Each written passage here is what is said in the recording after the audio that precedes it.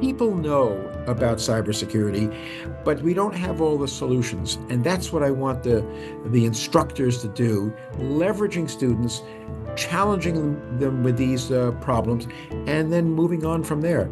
There's no panacea in this book. This is CBS Eye on the World. I'm John Batchelor. I welcome Brenda Shaffer and her colleagues, Alan Howard and Daniel Nussbaum. Together, they are the authors of a new volume of A World That We're Living in Now, Energy and Challenge, Geopolitical Challenge. It's entitled Operational Energy. Therein lies the mystery. What is operational energy, and why is it suddenly so current at the DoD, at the Department of Energy in Washington, and we can presume in capitals around the world, including those of our adversaries? I welcome, helping me with this story, Brenda Shaffer of the Foundation for the Defense of Democracy and of the Naval Postgraduate School. I also welcome Dr. Daniel Nussbaum, chair of the Energy Academic Group at the Naval Postgraduate School, and his colleague Alan Howard, associate chair, Energy Academic Group. Gentlemen, and Brenda, a very good evening to you. Thank you. Dan, I know to come to you right away to ask a question. Why does this book exist? What's happened? Why now? Good evening to you. Yes, yes. If you'll permit me to do a very quick thumbnail on who we are. Inside the Navy, unbelievably, there's a fully accredited graduate school called the Naval Postgraduate School, just like a university with physics and mechanical engineering and so on, and cross-cutting organizations like the Energy Academic Group. So we do curricula, we put together curricula, we do research, and we do outreach. That's sort of the background of who we are. Energy is important, but it's not like physics, mechanical engineering, and so on, with a fully accepted set of intellectual capital. We looked around and we noticed some things that were missing, and Alan can pick up that part of the story about what was missing. Alan, greetings to you. This book now, the question is, are we under attack? Did we do something wrong? What did you find when you looked around about energy and especially the military? Good evening to you, Alan. Good evening. Thanks, John. What we found, I mean, Dan and I were working in energy. Along the way, we came across Brenda. We created this great team to come up with this book. But when we were looking out there at operational energy and what that means to the military, I mean, the bottom line is the military simply cannot operate without energy. And that's becoming increasingly important. We need more and more energy to do the things that we do for the military to operate.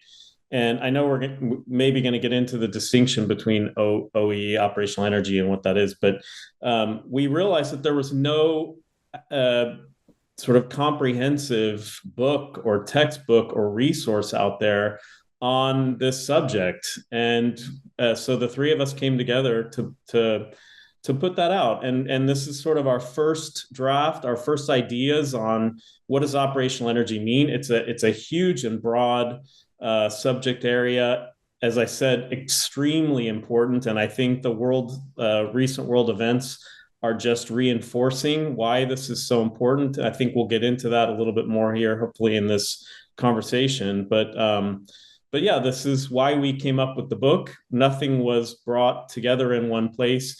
And so we think this is a really important first step on informing the military across the DoD, the folks we hope will read this book and use it in classrooms, so that the future military leaders understand and have an appreciation of the elements of energy and how that impacts military operations. The book is presented as an educational textbook, and there are quizzes at the end of each chapter, and it identifies the issues. Brenda, operational energy, OE. I love the acronyms of the Pentagon. They wake me up in the morning. And IE, institutional energy. OE and IE. What are the definitions? What's the distinction, Brenda? So OE, operational energy, means the energy needed for the military to conduct its operations. IE, installation energy, is for the stable installations. But that the the border between operational energy and installation energy is getting quite blurred. One, the United States, a lot of its operations, even abroad, are being operated from installations in the United States. Today, most of the military's energy supplies operate on civilian supply lines. And three, we're in an era of increased hybrid warfare, where our adversaries are going to target our energy supplies, both military and civilian, as part of their warfare. And as we point out in the book, Russia, Iran, and China already are studying our American energy vulnerabilities, both civilian and explicit military. And as part of their way to overcome any kind of, explicit military disadvantages, compared to the United States, they're going to target our and disrupt our energy infrastructure and supply. So can you imagine, we're supporting Ukraine in a war. Suddenly Russia starts disruption of electricity supplies at, mass events like Super Bowl games, baseball games, Taylor Swift concerts. And this could really hurt the will of America to continue to support operations abroad. So we really need to think about these issues. I enjoy the history, Dan. What is energy transition? Why is that important to identify? And give me an example, please. I want to pick up what Brenda said. About 80% by traditional metrics of our energy is spent on operations, ships, aircraft, vehicles, generator sets, and forward operating bases. And 20% is at the installations where I sit if you go onto a base. But as Brenda says, it's being blurred. And we've gone through transitions in energy before, when Churchill said, we're not going to stoke our ships with coal, we're going to use oil. Boy, it caused a big flap. Or when you go from sail to coal, or when you go from manned aircraft to unmanned aircraft. These are big, big transitions. There is a chatter now about transitioning into less fossil fuel and more electricity. I would say it's problematic. It's yet to be proven, but all these are very real transitions of what powers your military. The constant is you have to power the military. Nothing happens without that energy. Yes, Alan, let's go to one energy transition that's very romantic. It's the idea of introducing nuclear power inside a submarine. One man, Admiral Rickover, had the genius idea, the vision, and he put it inside a submarine called Nautilus, 1954. That defines a new age in the U.S. Navy. Did the Navy make that transition easily, or was it a struggle to your reading, Alan? Well, of course it was a struggle. I mean, as Dan said, anytime you make a major shift like that, that's a tough thing to do. But this has absolutely been one of the redefining, I think, transitions for the Navy. Our carriers and our submarines are all nuclear operated. The other support surface vessels operate primarily on fossil fuels, diesel. And so that has created, we have real challenges around that because the nuclear carriers are relatively self-sustaining. Of course, you have to provide liquid fuels for the aircraft that fly off the carriers, for the helicopters, and then food for the sailors on board. But other than that, the carrier could, in effect, just continue on without resupply of fuel as long as it wants to go. And same with the nuclear submarines. That's been really, really a major shift and a major strategic advantage for us. The U.S. Navy operates something called what we call a blue water Navy, which means we are one of the very few nations in the world that can operate anywhere on the globe. That, as I said, creates very challenging resupply issues, some of which we address here in the book. But yeah, nuclear transition was massive. In fact, I'll tell you, we're even now looking at, from a military perspective, we're looking at how to bring nuclear to the battlefield. And that's going to bring a whole new shift in thinking. We're looking at something called microreactors, which is containerized nuclear that, 2 20-foot containers, you can ship them out to a forward operating base and have those up and running within a few days. powering all sorts of things like all of the housing units, lighting, air conditioning, food. You could even power some electric vehicles and things like that in the forward operating environment. That's going to be a massive, massive shift, because I think we also mentioned here in the book the losses that we took in Afghanistan as an example. These constant fuel convoys, they're huge, juicy targets for the adversary, and very predictable because we were using so much fuel and diesel powered generators at our forward operating bases. And this could completely shift that paradigm. The book is Operational Energy. Alan Howard, Daniel Nussbaum, and Brenda Shaffer, the authors.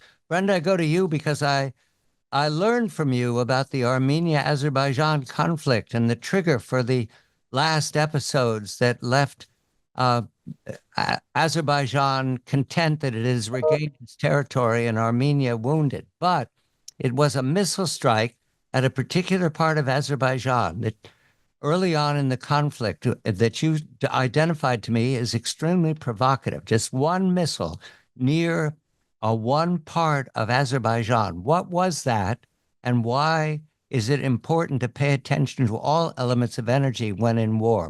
And Brenda. Right. Thank you, John. So the Armenia-Azerbaijan war during fall 2020, in which Azerbaijan was able to reassert its sovereignty over its territories that had been occupied for 30 years, had a lot of energy elements. So one of them was the war broke out on the eve of the initiation of operations of the Southern Gas Corridor. This is a massive pipeline project that brings Azerbaijani gas into Europe. It was the first new volumes of gas into Europe. Like, you had rerouting of Russian gas, with Nord Stream 2 and with other pipelines, but this was the first diversification. So obviously Russia and its ally Armenia wanted to preempt this. So a big part of the timing of this war, the initiation of the war, especially the attacks that took place on the eve of the real face-to-face battle between the two countries, was really on the hills above the Southern Gas Corridor, and made to potentially disrupt these supplies, or not begin the initiation. So it's something for us to think about when we think about energy security. That our adversaries are going to constantly try to undermine what infrastructure we put in place for diversification, for lowering our dependence on those supplies. There was also, during the war, which is documented in the case study, weaponization of energy infrastructure. And we see this, throughout history, where governments use flooding, for instance, in order to prevent forces from moving forward, or to really, to drown forces, or, in this case, Armenia fired at the Migashever hydropower plant, which if it would have hit it and unleashed the water, would have hurt about a third of the farmland of Azerbaijan, and maybe would have led to the end of the war, because forces couldn't get to the battle lines. We saw this not that far after, with Ukraine, with Russia releasing waters in Ukraine as well. So we need to think about. We've had some instances also in the dams in the United States. We need to think about hardening the security on hydropower plants, but and other energy infrastructure that can be weaponized during war. Dan, to up-to-date moment right now, the Ukraine conflict, you identify the vulnerability of the electric grid of Ukraine, attacked repeatedly by Russia, but in particular, Zaporizhia, the largest nuclear power plant in all of Europe, at risk. Has this lesson been taken to heart at the Pentagon? Operational energy also includes the defense of something as vulnerable as that. Is this a new story that's being addressed aggressively, Dan? So thanks for the question. I mean, John, we have good relationships with some people at strategic think tanks in Ukraine. We met with some of them within the last month, who they've taken the message.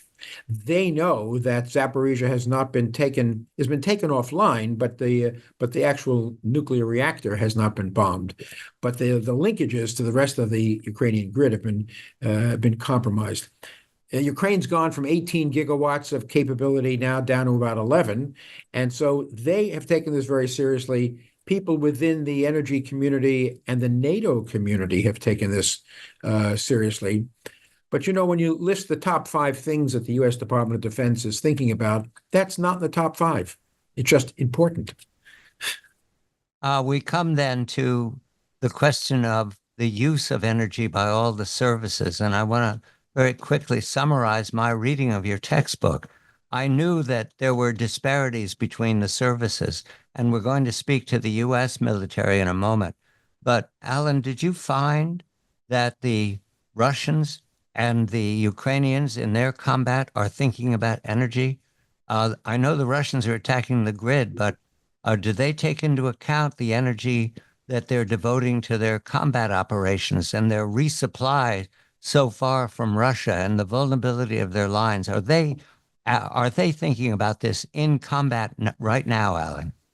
Well, I think absolutely they are. Again, the Russia-Ukraine case for us is, I think, one of the very important, prescient examples of why operational energy is so important. But if you remember, in the very early days of the war back in February 2022, you had Russian convoys coming across the border and they were running out of fuel. I mean, they were either stuck in the mud or their tactical vehicles, troop carriers were running out of fuel.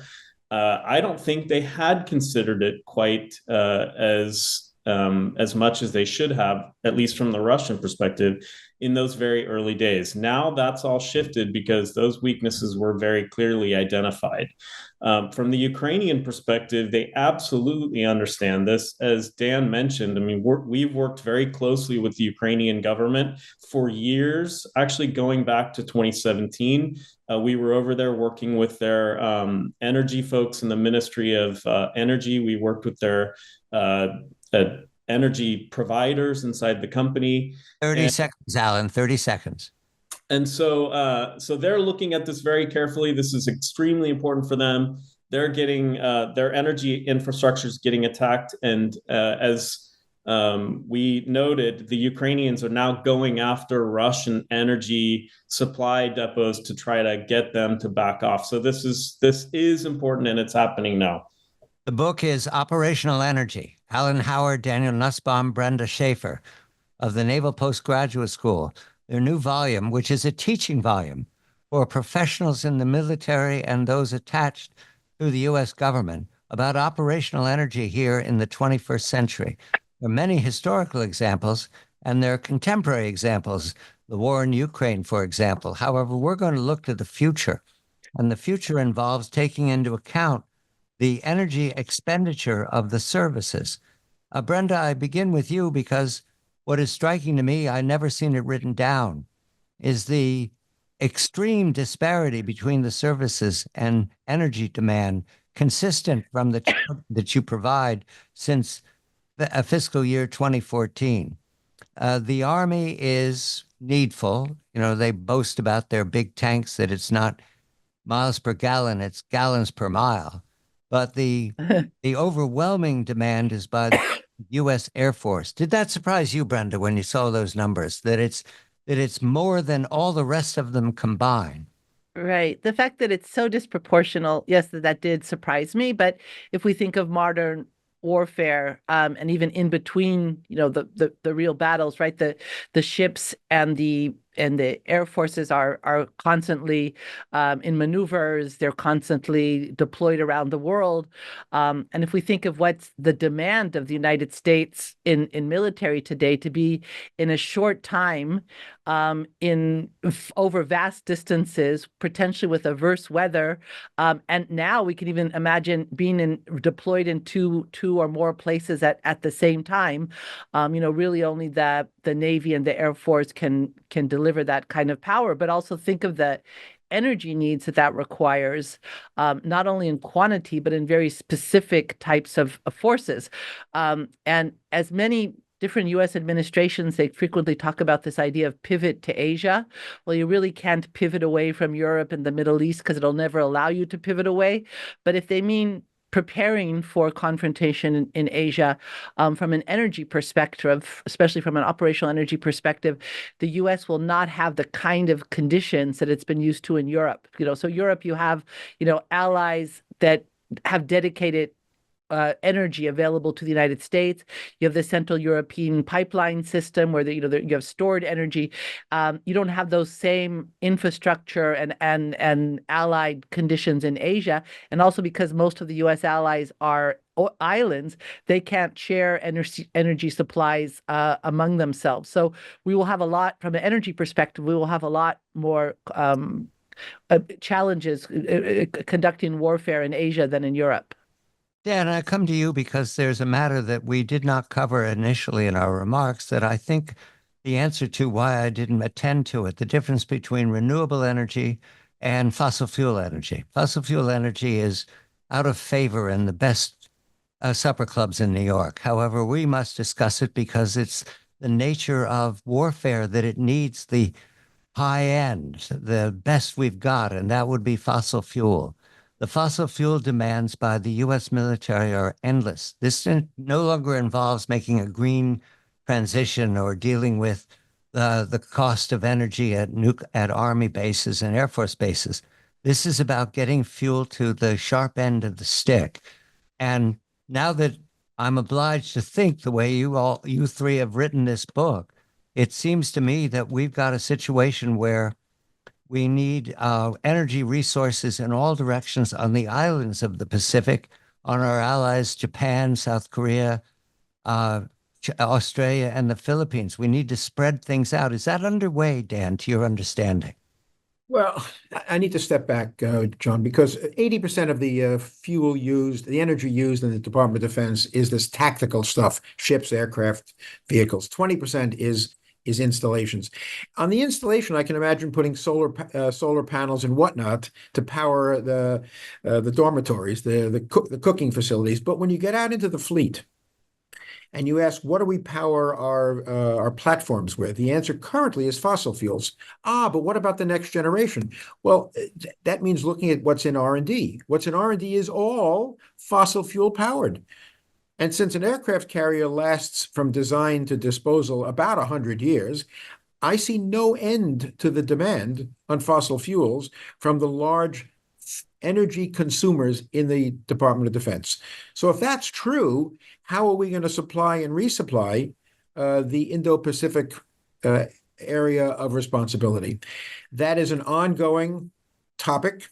Because it's difficult. By the way, it was difficult in World War I when the Allies relied on California oil to run the Allies. So it's always a problem of getting fuel to the front. It's easier if the fight is in your backyard, as the Russians have right now. They have interior lines of control. But the issue of storage, supply, is a serious issue. Typically, in peacetime, you fairy dust that issue. You say, oh, the logisticians will handle it. They are magicians at this. Don't worry, it'll be there. In wartime, it isn't so. And so one really needs to think about how you supply, how you resupply, how you pre-store things in potential areas of conflict. And Alan, I come to you, Alan. Oh, go ahead. I'm sorry, John, if I could add a second side of operational energy that, traditionally, and you saw this frequently in World War I, World War II, there's two sides of operational energy. It's providing the energy for your own operations, but disrupting the energy of your adversaries. And I think in U.S. thinking, Western thinking in general, we're not paying enough attention to the other side of the disruptions of energy to the adversaries. We see this in Ukraine with the Washington holding Ukraine back from attacking Russian energy because they want the energy to flow to global markets.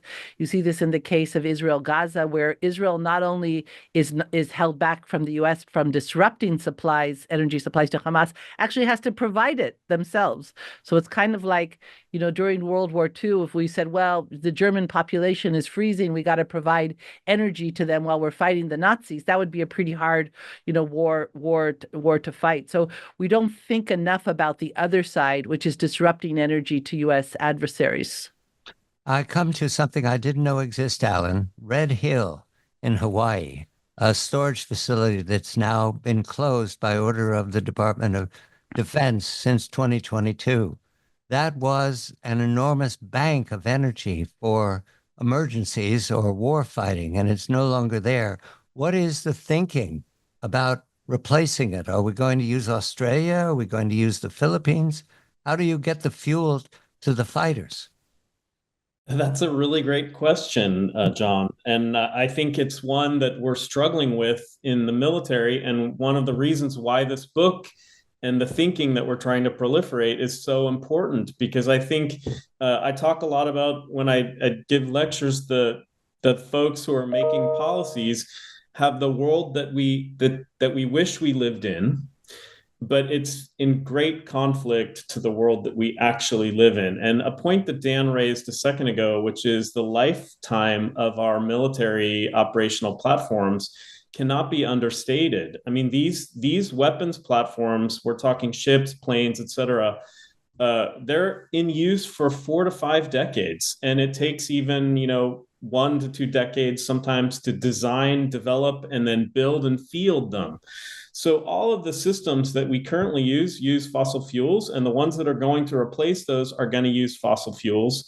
And so when decisions are made, like to close Red Hill, we are really going to have a problem, because the biggest challenge we have now is supplying fuel to the forces, in particular in the Pacific AOR, because you have these massive distances, as Brenda pointed out, not the same, in fact, very, very different than fighting in a European theater where you have land and infrastructure. You can go to the gas station if you need to. Those things don't exist in the Pacific theater. So we have to solve this problem. It's not solved yet. And this is a really big challenge. I'd like to add one thing, that not only are the new systems coming online to follow up with the legacy systems, fossil fuel powered, but they're more energy intensive than the legacy systems. So what we have here is an unfinished story, and you're educating the military, the uniforms, that this is not going to go well until these details are attended to. Now, I've been talking romantically about kinetic warfare. When we come back, there's another kind practice these days, and you offer examples in it about how dangerous it can be, cyber attacks on the energy infrastructure. Colleagues Alan Howard, Daniel Nussbaum, and Brenda Shaffer of the Naval Postgraduate School. Their book is Operational Energy. It's a textbook, it's a teaching book, it's a work of historical accuracy about energy defining warfare and transitions from one kind of energy to another, making the battlefield change with it. Right now, the battlefield is not just what blows up and what makes craters. It's also cyber. So, Brenda, I want to start with you on my understanding of cyber warfare and the energy pipelines. The Colonial Pipeline was under attack by a group out of Russia that claims they have no geopolitical efforts. I'm going to believe that right along with, I believe with Tinkerbell, that every time you say I don't believe it, fairy dies somewhere. So what we've got here is the dual use of cyber as a way of attacking our energy infrastructure. Did you see people thinking about this? Brenda, I asked Dan about thinking about the vulnerability of nuclear power plants, but what about the vulnerability of everything to cyber? Right. So I think people in general, and especially across the Department of Defense, there's huge awareness to the dangers and threats from cyber, and a lot of attempts to address these challenges. But there's specifically on the energy sphere where I think maybe there isn't enough thinking about the cyber threat. So one, since our U.S. military supply lines run on civilian supply lines, and you could probably think, well, sure, the base itself is probably pretty cyber secure, but if you're getting electricity from a utility outside the base, essentially, one of our commanders who works on operational energy says in an interview, Jim Cayley in the book, that if you want to stop an F-16 from taking off, cut the electricity to the base where it's supposed to, where it's planned to take off, right? So one, because we run on civilian supply lines and assumptions that it's a lot easier to, disrupt them cyber-wise, that's a threat to the military. Second, with the whole drive under the current administration for electrification, we're setting up a whole slew of cyber vulnerabilities, right? So if you have liquid fuel, sure, they have some electricity footprint. The companies have, just like Colonial Pipeline could be disrupted with a cyber attack. But electricity clearly is a much more vulnerable to cyber attacks than other forms of energy. And then third, I think in American thinking and European thinking as well, there isn't enough thought about the threats to disruption of renewable energy. So for some reason, it's we know about many of the geopolitical problems from the oil market, from natural gas, from a single or supplier like Russia, but some reason like renewable energy gets a complete pass as if it has no geopolitical problems. And we even saw this with the disruption of the Colonial Pipeline when the Secretary of Energy said, well, I have an EV. If your car ran on sunshine, you wouldn't care about this, right? But the car that runs on sunshine could easily be hacked. The EV charging systems can easily be hacked. And certainly an energy system, today's generation of renewable energy creates a lot more dependence on China for materials, for manufacturing, than fossil fuels, where today, the United States is the top producer of oil in the global system, is the top producer of natural gas. So in the fossil fuel system, the U.S. is king. In the wind and solar system, China is king. Dan, your book is an educational tool, and let us speak to those who are going to teach it, not just read it and take the quizzes. How do you want it used? How do you want them to present it to their students? So I think Brenda is the one who taught me that that knowledge is how to get out of a tough spot, but wisdom is how not to get into the tough spot to start with. Or alternatively said, it's knowledge to know that tomato is a fruit. It's wisdom to know it doesn't go in a fruit salad. So I want these people to understand what's going on out there in the operational energy world and what the currently intractable problems are, so they can continue the discussions about how to address these things. I want them to challenge their students so that they don't give them solutions, because sometimes we don't have them, but they raise the issues and leverage the smarts of the students to come to better understandings and better solutions. I think there is already a knowledge that cybersecurity, for example, is very important. The Defense Department has Cybercom, right? Cyber Command. And we care about Huawei. And Department of Homeland Security has CISA, right? The Cybersecurity and Infrastructure Security folks. People know about cybersecurity, but we don't have all the solutions. And that's what I want the instructors to do, leveraging students, challenging them with these problems, and then moving on from there. There's no panacea in this book. Alan, how do you want people to think about the limits that you make very clear in the case studies? That it's one thing to draw up a beautiful battle plan, and it's another thing to have fuel there on day 5 when things aren't going well. How should they think about it, Alan? Well, that's, again, very important. And that's one of the things we really need to do out there when we do exercises, as my colleague Dan said, the current tendency is to what we call fairy dust the logistics, the fuel requirements. We can't do that anymore. So we're working really hard within the military to get realistic logistical inputs in wargaming so that people do realize that we have problems that need to be addressed, that this is an extremely important limiting factor on our wonderful plans. And it goes back to what I said earlier, the reality of the world we live in versus the world we wish we lived in. We need planners, engineers, and policymakers to all understand the implications of that. If you want to build new green energy systems, do that. Build as much energy as you need. Energy demand is going up in the world. It's not going down.